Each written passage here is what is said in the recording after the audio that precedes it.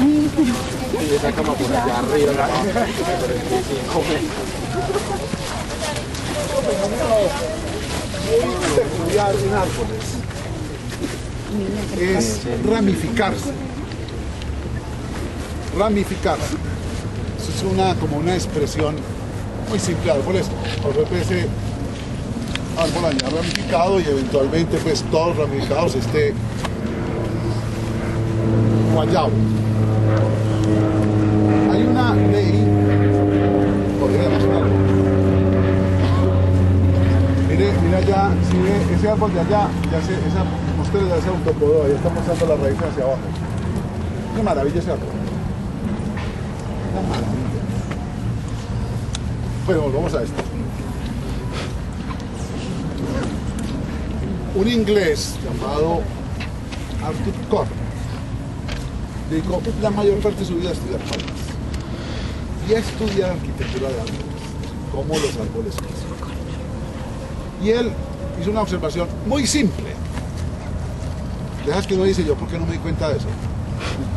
¿Sí? Y él básicamente afirmaba, cuando usted ve un árbol que se ramifica, va a establecer claramente que el eje principal es mucho más grueso que las ramas. Y que paulatinamente, a medida que el árbol se sigue ramificando, cada eje que se ramifica, cada eje es mucho más delgado que el eje que lo precede.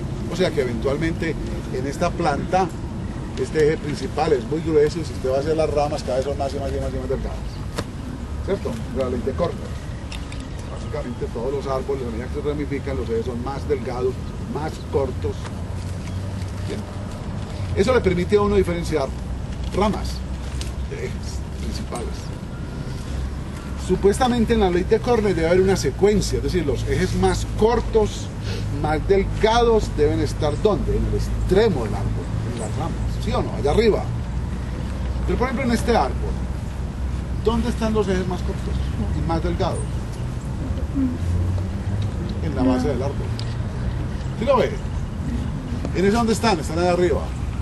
Y en este aparecen estos ejes aquí. Entonces, se está violando la ley de Corner, ¿cierto? Porque los ejes más delgados están, es decir, donde no debían estar. Los ejes más delgados son los últimos que se producen. ¿Dónde debían estar según el crecimiento de la planta? Allá arriba.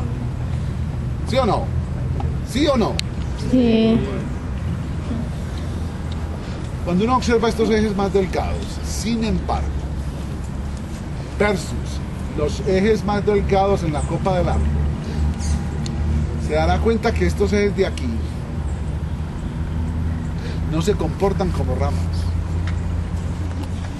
sino que cada uno de estos ejes repite el crecimiento de todo el árbol. Nótese en este de aquí, el eje es ortótropo y se ramifica, ¿sí lo ve? Este eje ramificándose es una copia exacta del papá. Hace lo mismo una y otra vez. O sea, esto no son ramas, sino que son árboles. Se llaman reiteraciones. ¿Sí? Esto no son ramas, sino que son árboles. O sea, esto aquí hay 1, 2, 3, 4, 5, 6, 7, 8, 9, hay 20 árboles. ¿Sí? Reiteran. Las angiospermas son las únicas que reiteran. Y eso hace notable diferencia cuando usted está colonizando un espacio por luz. Usted puede reiterar, usted puede repetir todo el árbol. Tiene una ventaja enorme. Usted, para que este árbol germinara, tuvo que primero esperar que se reprodujera otro árbol, colectar los frutos, colectar las semillas, colocarlas en un vivero, ponerles el suelo, ponerles el agua y esperar que germinara. Usted aquí produce el árbol sin necesidad de nada de eso, ni siquiera produce raíces porque las raíces las tiene él. Y aquí produce usted otra vez otro árbol. Y este árbol, cada uno de esos árboles es independiente en su funcionamiento del resto de los demás árboles. O sea, usted tiene un conjunto de 6 o 7 árboles. Eso se llama reiteración. La reiteración puede ser en un árbol espontánea, automática como se llama. O puede ser por un trauma mecánico. Aquí es claramente por un trauma mecánico. El árbol lo podaron y la respuesta del árbol es a repetirse a sí mismo. Pero por ejemplo en ese mango, nótese que los ejes más jóvenes están en la base del mango. Esos son árboles de mango. O sea, hay 5 o 6 árboles de mango que es la reiteración, y esos árboles de mango, ¿qué van a hacer? Van a empezar a colonizar esa bóveda de luz que el otro árbol no puede colonizar. O sea, ese árbol está repitiéndose a sí mismo mediante reiteración. ¿Queda claro? Sí. Sus árboles tienen sus ejes, tienen sus hojas, se ramifican y dependen, obviamente, de alguna manera están conectados con esto, pero esos árboles así mismo comienzan a ser pseudo independientes, ¿de acuerdo? Entonces aquí vienen otro aspecto sobre regularidades. Si uno observa este árbol, y observa ¿qué?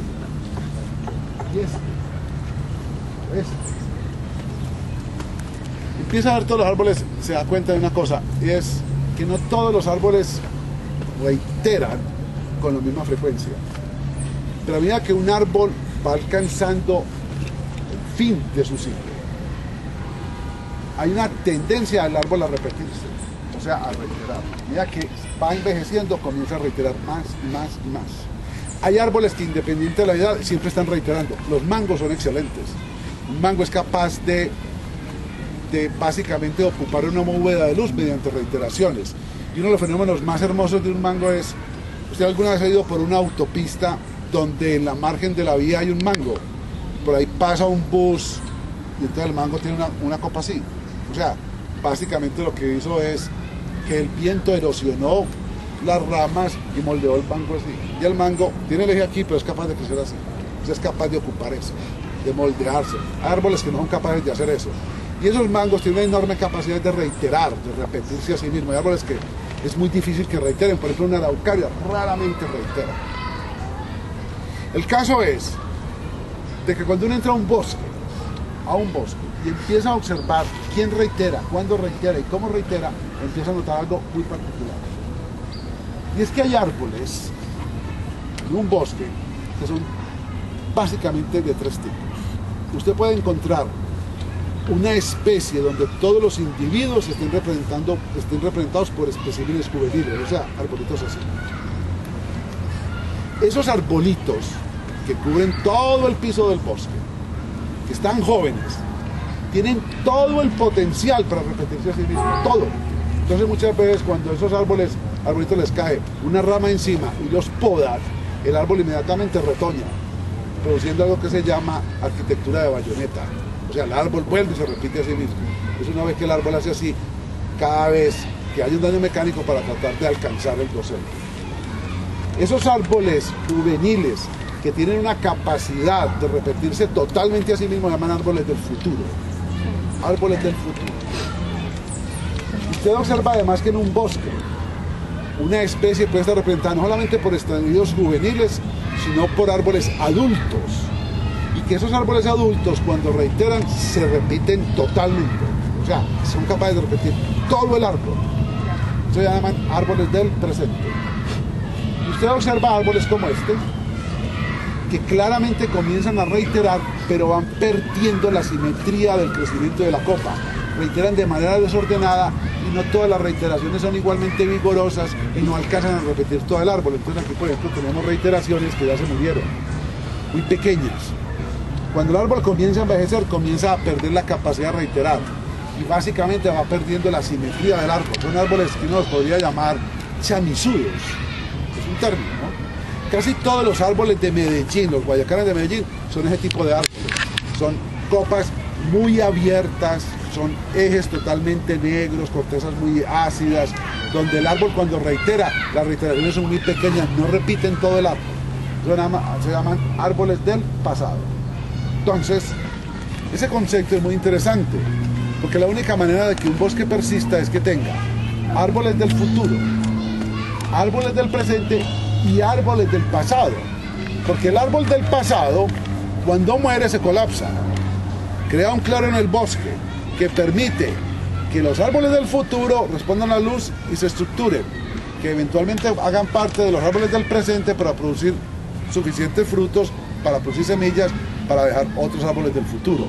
Y esos árboles del presente van creciendo eventualmente para convertirse en árboles del pasado, que algunos se colapsan y abren otro hueco de luz para que los árboles del futuro de la generación anterior vuelvan. O sea, los bosques se mantienen precisamente, es como una reflexión o como una respuesta a el colapso mecánico de árboles de acuerdo a la capacidad de reiteración. Y eso es muy interesante, ¿por qué? Porque los bosques hoy en el planeta Tierra están dominados por angiospermas, plantas con flor, que curiosamente son las que reiteran. Si las plantas angiospermas no reiteraran, no habría bosques, no habría forma de conformar un bosque. Y eso se ve muy claramente cuando uno visita un bosque de gimnospermas, un pino. Visita un bosque de pinos. Cuando usted visita un bosque de pinos, no va a haber reiteración, no hay. Cuando usted visita un bosque de pinos, no hay nada por debajo, nada. Es total sombra. Y esas plantas, sin embargo, los pinos, todos crecen a plena luz, todos. Entonces, el cambio de vegetación y de estructura de un bosque, dominado por pinos, versus por angiospermas, son cosas totalmente diferentes. Esos bosques de gimnospermas, pinos, donde las plantas requieren luz total, donde el sotobosque no tiene plantas ni juveniles, ni el presente, ni el futuro, los cambios del bosque toman milenios, mientras que un bosque dominado por angiospermas es una cosa rápida, cíclica, que da lugar a un ecosistema con unas cadenas tróficas totalmente diferentes. Interesante, que hasta hace 110 millones de años, muchas áreas del planeta fueron dominadas por bosques de gimnospermas, que no reiteran, y que mantenían herbívoros que tenían tamaños hasta de 40 metros y pesaban hasta 60 toneladas. Hoy por hoy, los bosques de angiospermas soportan herbívoros, el mayor de los cuales es un elefante, que no llega a las 6 toneladas ni a los 10 metros de longitud. Y eso es muy interesante porque las gimnospermas, que no reiteran, que son enormes, y en un bosque de gimnospermas todas las hojas están arriba.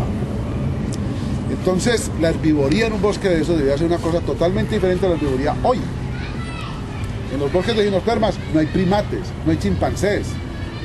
En los de hoy, sí. En los de gimnospermas no había aves comiendo frutos de gimnospermas, hoy tampoco las hay. Y esas gimnospermas tienen además otra cosa, y es que las hojas son diminutas, están llenas de células muertas, de fibras. Son las plantas con la menor cantidad por biomasa de celulosa y la más difícil de digerir. Sin embargo, esos bosques dominados por gimnospermas que no reiteraban, que necesitaban luz en grandes cantidades, en un sotobosque que no tenía absolutamente plantas, fueron capaces de soportar los organismos animales más grandes que han existido sobre la Tierra. O sea, hay una débil pero contundente conexión entre el tamaño de un dinosaurio, las gimnospermas y el hecho de que las gimnospermas no reiteran. Y esas tres cosas están relacionadas a cierto tipo de ecosistemas que hoy no existen. El término bosque o selva se aplica solamente a angiospermas. De hecho, hasta hace 120 millones de años no existían bosques, no como los que conocemos hoy. ¿Preguntas?